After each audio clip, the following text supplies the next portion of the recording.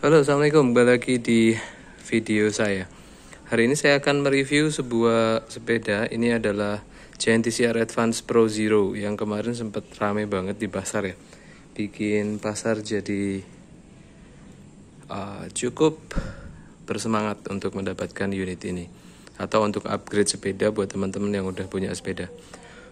Si Giant TCR Advance Pro Zero ini dilengkapi dengan grup set Ultegra Di2 12 speed yang mana jadi salah satu ikon barunya si Giant. Sebenarnya sepeda ini sudah diproduksi oleh Giant pada tahun sebelumnya juga, cuma emang belum masuk Indonesia secara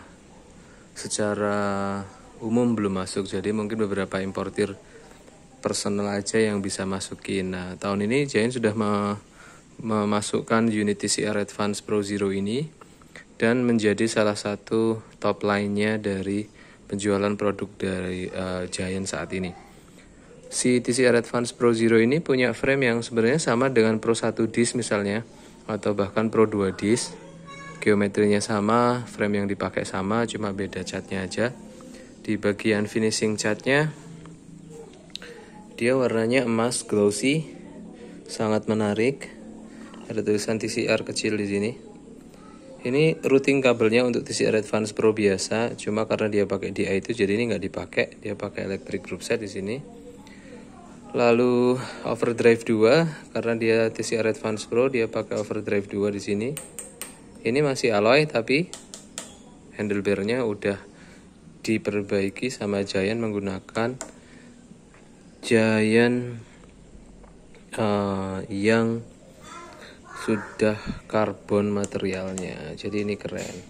Udah ada ini juga bonus Garmin ya, holder Garmin yang bisa ditekuk-tekuk.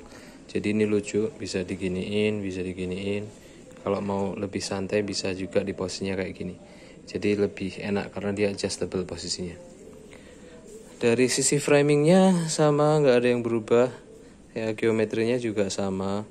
Yang beda cuma si Giant TCR Advance Pro Zero ini pakai Giant Fleet SL yang mana di bagian sini tulangannya ini udah ada campuran komposit karbonnya. Jadi ini lebih ringan. Railnya masih menggunakan rail yang sama dengan TCR Advance Pro. Jadi dia masih kayaknya bahannya mungkin chromoly kali ya. Kalau karbon jelas bukan. Seat post karbon kayak biasanya. Lalu di bagian dalam dari seat post ini ada 2 pin yang digunakan sebagai baterai atau power dari Ultegra Di2 nya.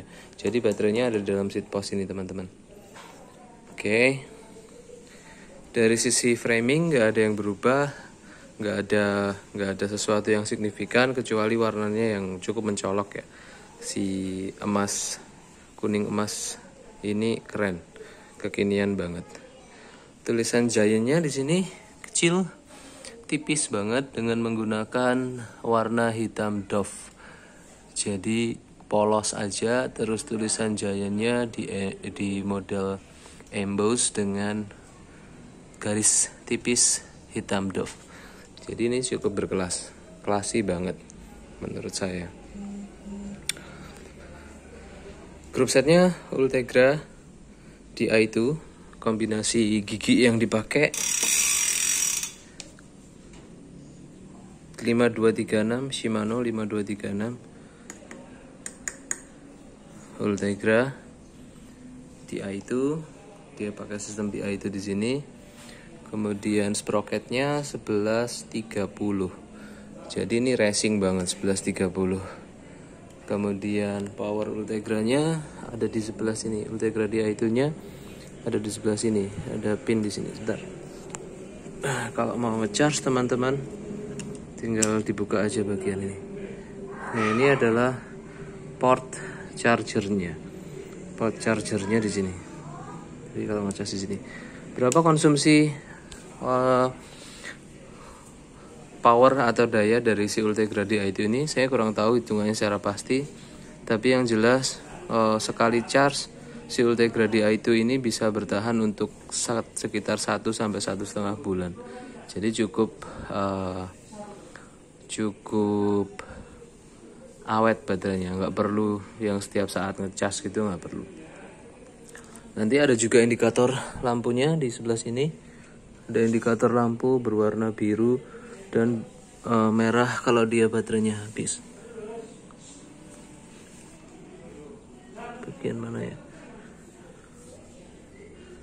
Nah, nanti kita coba lihat lagi.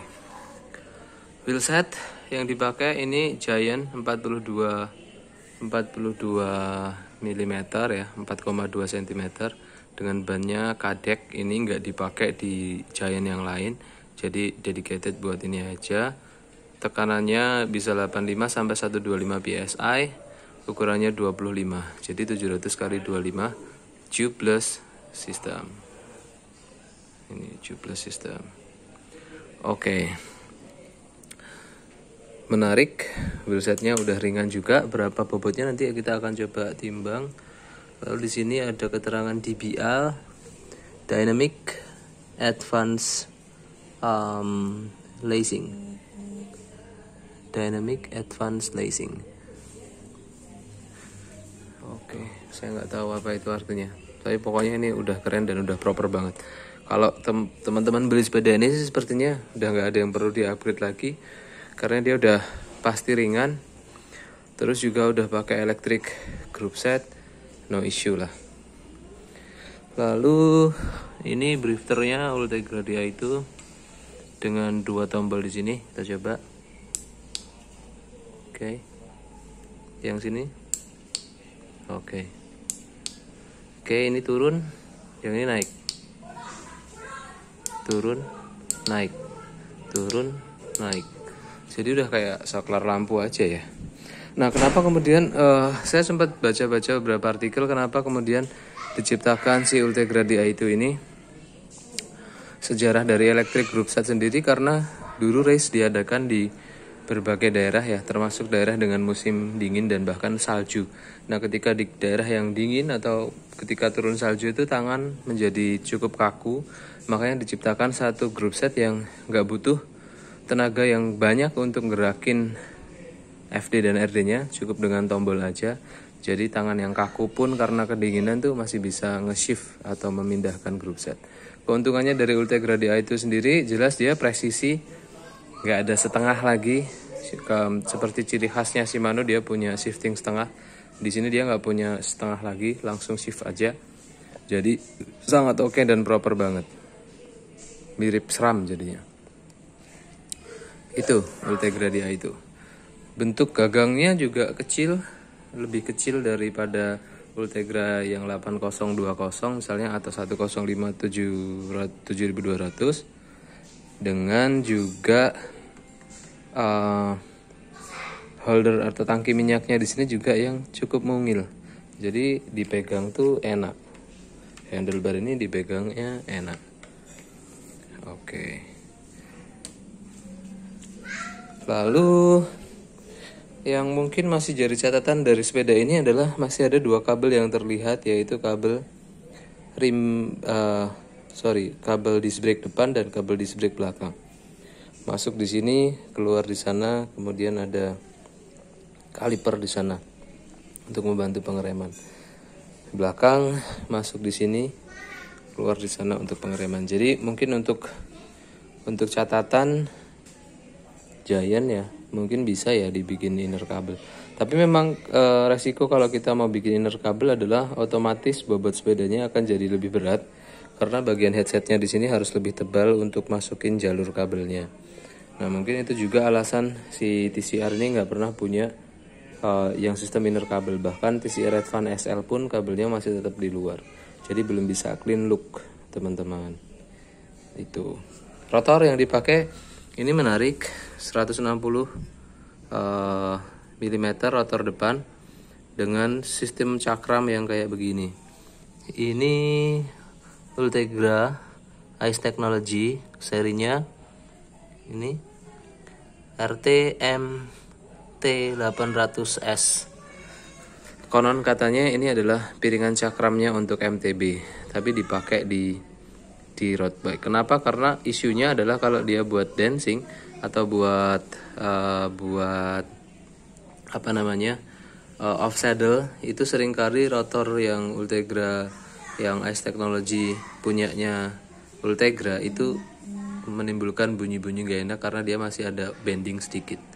Jadi digunakanlah rotor MTB ini yang katanya lebih stiff dan lebih stabil. Ini ceritanya.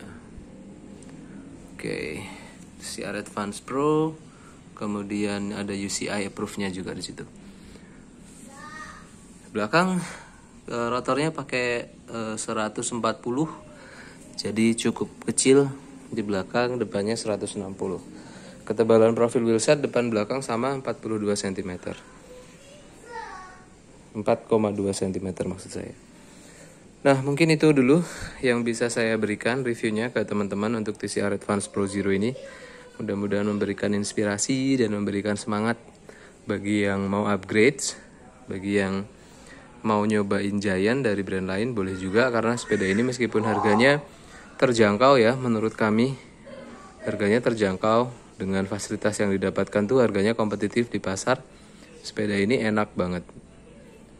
Buat climbing enak, buat datar masih juga terbantu dengan profil 42 mm-nya di wheelsetnya.